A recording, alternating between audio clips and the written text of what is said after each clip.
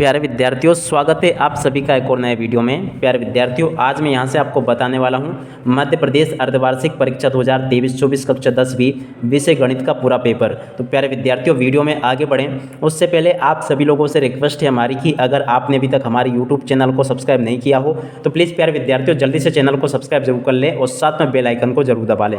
तो चलिएगा अब आगे बढ़ते हैं और समझते हैं आपके पूरे पेपर को और इसके फुल सॉल्यूशन को। देखिएगा प्यारे विद्यार्थियों, आप सभी लोग भी जानते हो कि त्रैमासिक, अर्धवार्षिक और वार्षिक परीक्षाओं के पेपर एकमात्र इसी चैनल पर आप सभी को बताए जाते हैं। तो इसलिए आप सभी लोगों से रिक्वेस्ट है कि आप लोग चैनल को सब्सक्राइब जरूर कर लें और साथ में इस वीडियो को लाइक जरूर कर दें और इसी के साथ साथ में आप सभी लोग इस वीडियो को अपने सभी दोस्तों के साथ में शेयर जरूर करें।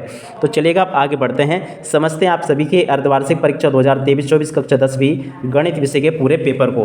तो देखिएगा इस प्रकार से आपसे प्रश्न पूछे जाएंगे गणित विषय में। आप सब लोग देख लें, यहाँ से निर्देश दिए गए हैं। यहाँ से आप सभी को क्या करना है कि निर्देशों को पढ़ लेना है और पूरा का पूरा अच्छे से समझ लेना है।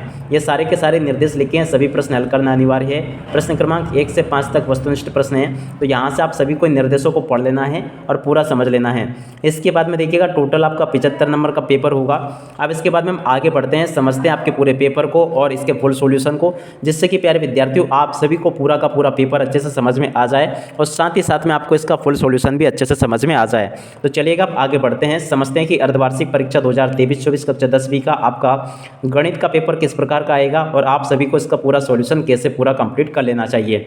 तो देखिएगा इसका प्रश्न नंबर 1 लिखा है, जिसको कि आप लोग देख सकते हो। यहाँ से सही विकल्प चुनिए। सही विकल्प किस प्रकार से आपको चुनने हैं, पहला प्रश्न पढ़ते हैं। दो संख्याएं ए और बी इस प्रकार है कि a गुणा बी बराबर 32 और एलसीएम ए बी बराबर 8 है, तो एचसीएफ क्या होगा। तो देखिएगा इसका एचसीएफ आ जाएगा आपका 4। क्या उत्तर होगा इसका 4। तो ऐसे आप सभी लोग इसको देख लें और पूरा का पूरा समझ लेंगे। अब उसके बाद में दूसरा प्रश्न पढ़ते हैं। यदि किसी द्विघात बहुपद x² + bx + c के शून्यक अल्फा और बीटा हो तो अल्फा बीटा का मान क्या होगा। तो देखिएगा ऐसे में अल्फा बीटा का मान होगा -b/a। उसके बाद में अगला प्रश्न देखते हैं क्या लिखा है। क्वेश्चन नंबर 3, यदि a1 a2 = b1 b2 ≠ c1 c2 तो रैखिक समीकरण युग्म a1x + b1y + c1 = 0 तथा a2x + b2y + c2 = 0 का क्या होगा। तो देखिएगा इसका उत्तर आ जाएगा कोई हल नहीं होगा। क्या उत्तर होगा इसका, कोई हल नहीं होगा। उसके बाद में चौथा प्रश्न देखते हैं क्या लिखा है। श्रेणी 3 6 9 का कौन सा पद 27 होगा। तो देखिएगा इस श्रेणी का कौन सा पद 27 होगा, तो इसका नवा पद 27 होगा। उसके बाद में अगला प्रश्न देखते हैं 5 नंबर का। देखिएगा त्रिभुज ABC में AB बराबर 6√3 सेंटीमीटर, AC बराबर 12 सेंटीमीटर और BC बराबर 6 सेंटीमीटर है, तब कोण B का मान होगा। तो देखिएगा ऐसे में कोण B का मान कितना होगा, 90 डिग्री। उसके बाद में छठा प्रश्न, दो बिंदुओं A x1 y1 और b x2 y2 के बीच की दूरी कितनी होगी। तो देखिएगा ऐसे में इनके बीच की दूरी होगी AB बराबर √x2 - x1 का स्क्वायर और प्लस y2 + -y1 का स्क्वायर। तो देखिएगा इसका A नंबर का राइट आंसर होगा। तो ऐसे आप सभी लोग देख लें, यहाँ से इतना पूरा का पूरा सॉल्यूशन मैंने आपको बता दिया है अर्धवार्षिक परीक्षाओं के लिए। तो अभी हमने प्रश्न नंबर 1 का पूरा सॉल्यूशन देख लिया। अब इसके बाद में हम प्रश्न नंबर 2 को देखते हैं। प्रश्न नंबर 2 में आपसे क्या पूछा जाएगा। तो देखिएगा प्यारे विद्यार्थियों, प्रश्न नंबर 2 में आपसे पूछा गया है रिक्त स्थान भरिए। तो देखिएगा रिक्त स्थानों को किस प्रकार से आप सभी लोगों को भरना है। चलिएगा अब आगे बढ़ते हैं और समझते हैं। अब देखिएगा प्यारे विद्यार्थियों, रिक्त स्थानों में पहला रिक्त स्थान पढ़ते हैं क्या लिखा है। प्रत्येक भाज्य संख्या को अभाज्य संख्याओं के गुणनफल के रूप में व्यक्त किया जा सकता है, तो इस जगह पर आपको अभाज्य लिख लेना है। दूसरा प्रश्न पढ़ते हैं। घात 2 के किसी बहुपद के अधिकतम 2 शून्यक हो सकते हैं, तो इस जगह पर आपको 2 लिख लेना है। इसके बाद में तीसरा प्रश्न पढ़ते हैं। द्विघात समीकरण के विविधीकरण का सूत्र क्या होगा, D बराबर। तो देखिएगा D बराबर ही होगा b² - 4ac। उसके बाद में चौथा प्रश्न, यदि किसी समांतर श्रेणी का nवां पद 3 + 2n हो तब श्रेणी का प्रथम पद क्या होगा, 5 होगा।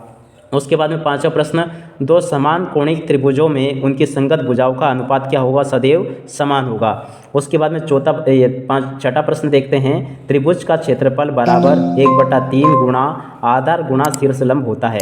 तो देखिएगा प्यारे विद्यार्थियों, अभी तक मैंने आपको प्रश्न नंबर 1 को बता दिया ये और प्रश्न नंबर 2 को बता दिया। अब प्रश्न नंबर 2 के बाद में प्यारे विद्यार्थियों अब आगे बढ़ते हैं प्रश्न नंबर 3 की तरफ, ताकि प्यारे विद्यार्थियों आप सभी को पूरा का पूरा पेपर अच्छे से समझ में आ सके। तो देखिएगा प्यारे विद्यार्थियों, प्रश्न नंबर 1 में आपको बता चुका हूँ।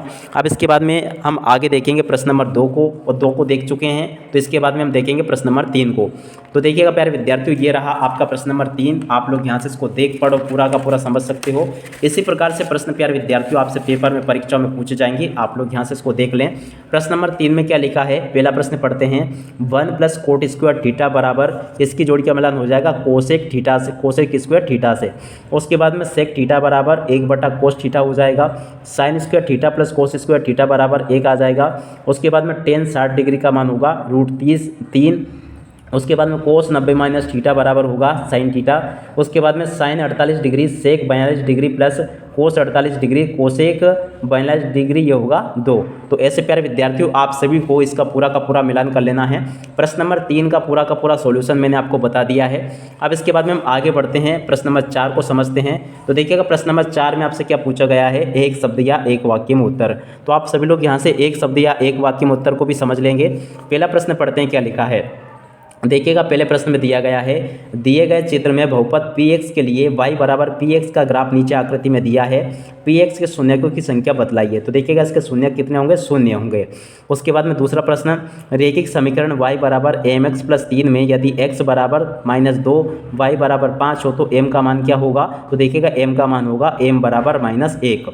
उसके बाद में दूसरा प्रश्न पढ़ते हैं, यदि किसी द्विघात समीकरण के विविधीकर का मान धनात्मक हो तो उस समीकरण के मूलों की प्रकृति कैसी होगी। तो देखिएगा वास्तविक और असमान होंगे मूल। उसके बाद में चौथा प्रश्न, क्या सभी वर्ग समरूप होते हैं। तो देखिएगा इसका उत्तर आ जाएगा हाँ। उसके बाद में अगला प्रश्न, वृत्त की स्पर्श रेखा वृत्त को कितने बिंदुओं पर स्पर्श करती है। तो देखिएगा एक बिंदु पर ये स्पर्श करती है। उसके बाद में छठा प्रश्न, बिंदुओं 1, 4 और 3, 2 को मिलाने वाले रेखाखंड के मध्य बिंदुओं के निर्देशांक लिखिए। तो देखिएगा इसके निर्देशांक होंगे 2 और 3। उसके बाद में सातवां प्रश्न देखते हैं, पाइथागोरस प्रमेय का कथन लिखिए। तो देखिएगा पाइथागोरस प्रमेय का कथन क्या होगा, कर्ण का स्क्वायर बराबर लंब का स्क्वायर प्लस आधार का स्क्वायर। उसके बाद में क्वेश्चन नंबर 5 को देखते हैं, जिसमें कि आपसे सत्य असत्य पूछे जाएंगे। तो देखिएगा सत्य असत्य कैसे आपको समझने हैं। पहला प्रश्न पढ़ते हैं, 2 धनात्मक पूर्णांक a और b दिए रहने पर ऐसी अद्वितीय पूर्णांक संख्याएं q और r विद्यमान हैं जो a बराबर b q r और क्या होगा। तो देखिएगा बिल्कुल सत्य होगा। दूसरे प्रश्न को पढ़ते हैं, 2 चरों में एक रैखिक समीकरण के अनेक हल होते हैं। तो देखिएगा ये भी असत्य हो जाएगा। तीसरा प्रश्न, यदि किसी द्विघात समीकरण के विविधीकर का मान 0 है तो उसके मूल वास्तविक होंगे और समान होंगे। तो देखिएगा ये भी सत्य हो जाएगा। चौथा प्रश्न, श्रेणी 2 - 2 2 - 2 एक समांतर श्रेणी है। तो देखिएगा ये भी आपका असत्य हो जाएगा। उसके बाद में पांचवें प्रश्न को देखते हैं, स्पर्श बिंदु से होकर जाने वाली रेखा त्रिज्या स्पर्श रेखा के समांतर होती है। तो देखिएगा ये भी आपका सत्य हो जाएगा। उसके बाद में छठा प्रश्न, किसी वृत्त के किसी व्यास के सिरों पर खींची गई स्पर्श रेखाओं ये समांतर होती है। तो ये भी आपका सत्य हो जाएगा। तो देखिएगा प्यारे विद्यार्थियों, अभी तक मैंने आपको आपके जो 30 नंबर के वस्तुनिष्ठ प्रश्न थे उन सभी का सॉल्यूशन दे दिया है। अब चलेगा आगे बढ़ते हैं और बाकी के प्रश्नों को समझते हैं। तो देखिएगा एक प्रश्न ये आया है, किसी परेड में 616 सदस्यों वाली एक सेना की टुकड़ी को 32 सदस्यों वाले एक बैंड के पीछे मार्च करना है। तो इसको आप लोग देख लेंगे और पूरा समझ लेंगे। 7वें प्रश्न को देख ले, 8वें को देख ले।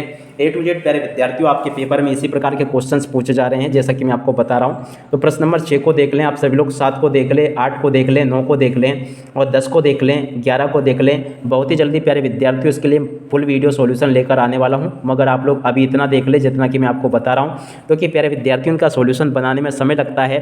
तो इसलिए मैंने ये किया कि आपको पूरा पेपर बता दिया।